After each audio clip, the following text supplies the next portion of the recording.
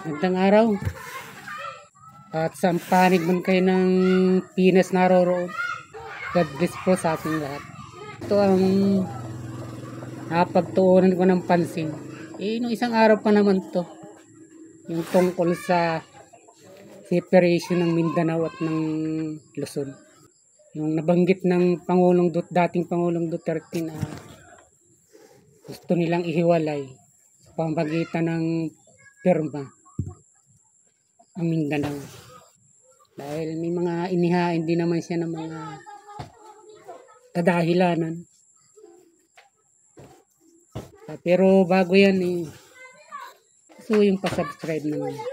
Ang napakaliit kong bahay na to. Sa ganun kahit pa paano ang mga haligi at suhay naman ito tumibay-tibay. Diba?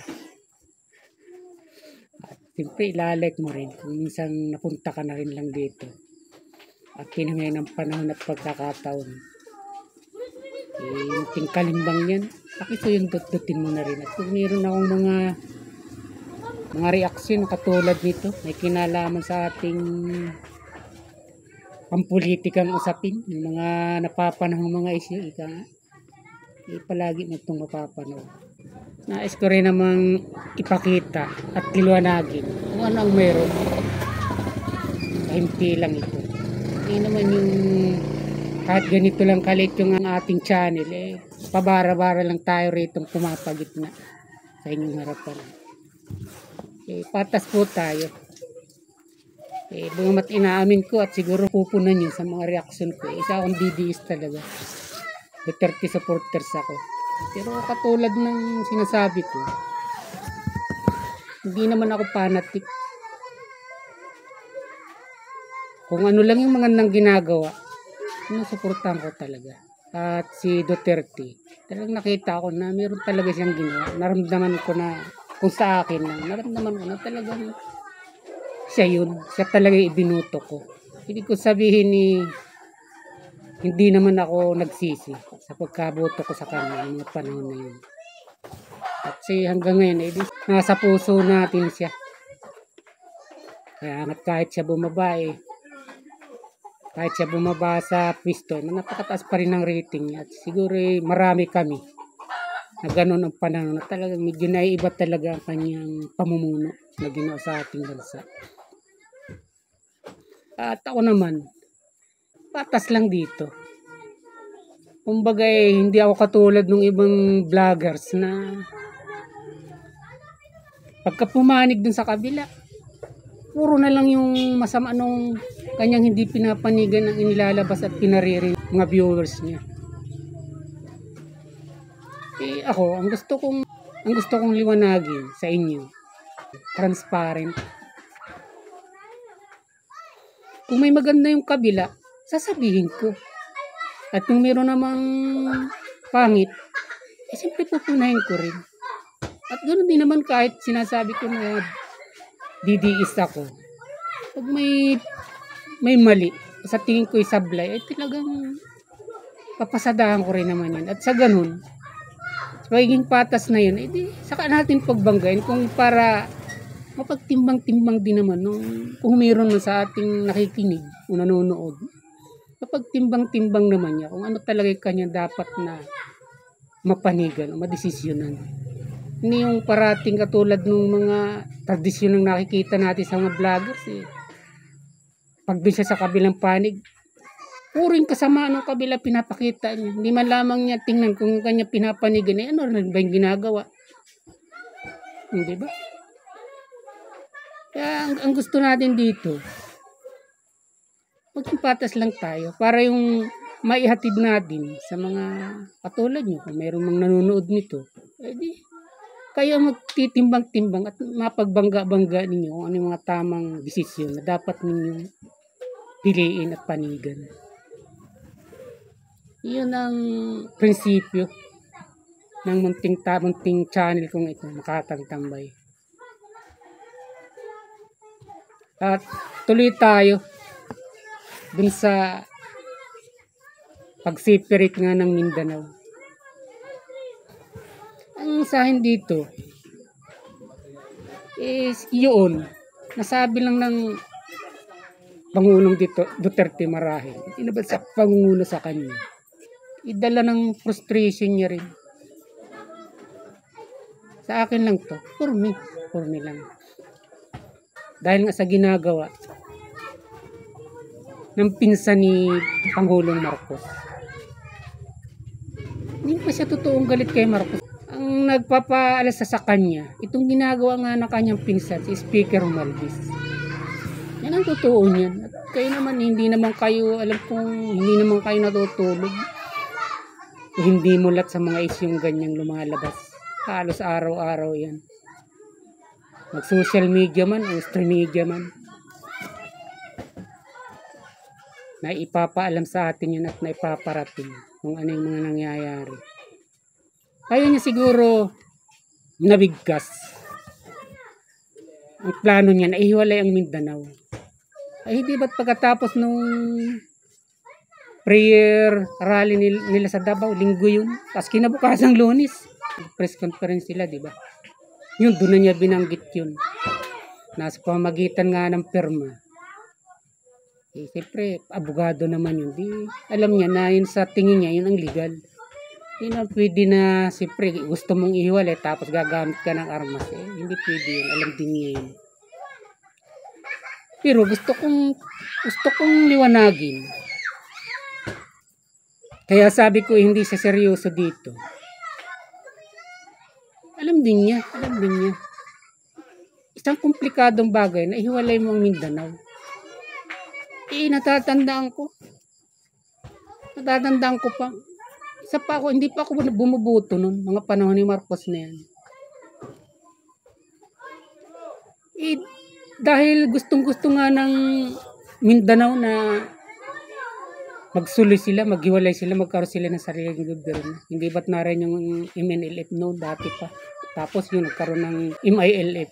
Naging dalawang paksin nga yan. Nung pananay, napakaraming mga sundalo na rin ang namatay. At siyempre, napakarami na rin mga kapatid nating Muslim doon sa Mindanao ang namatay.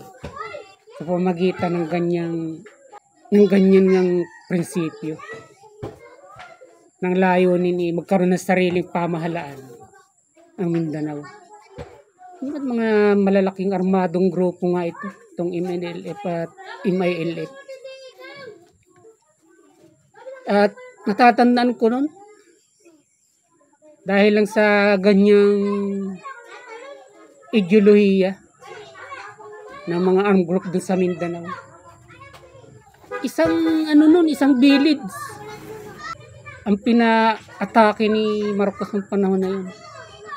Mahilig talaga kaya ako, kahit ako nung naibata pa, mahilig ako makinig ng mga ganyang mga balita.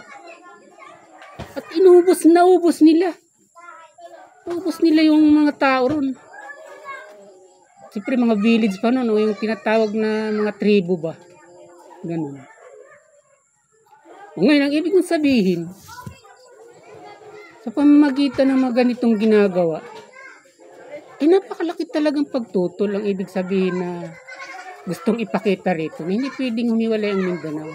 Hindi pwedeng magkaroon ka ng sarili ng gobyerno. Tayo nga ay naghahabol pa sa Sabah para madagdagan tayo at lumaki tapos aalisin yung Mindanao. Oh, di ba? Kaya ang sa akin dito, alam din ni dating Pangulong Duterte, komplikado talaga yun. At kaya lang marahil niya nabigkas yun. Yung panahon, dahil nga ng frustration niya sa gobyernong ito. At sa ginagawa na rin nga ng ating speaker na siya naman halos ang sunod sa takbo ng ating gobyerno at hindi naman si Pangulong Marcos. Eh, sa katotohanan po, maidagdag ko pa. Ay, noong mga panahon na yun, nag-i-struggle nga yung mga taga Mindanao na sila magkaroon ng sariling pamahalaan doon ng gobyerno. Talagang pinipiit sila ni Pangulong Marcos na hindi pwede. Kaya nga't dyan lumitaw yung mga kanta na katulad ng balita. Hindi ba din niya nabuo?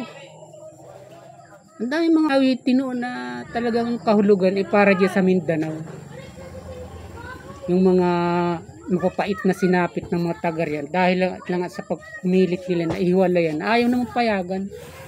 Ayaw payagan ng namumuno sa atin.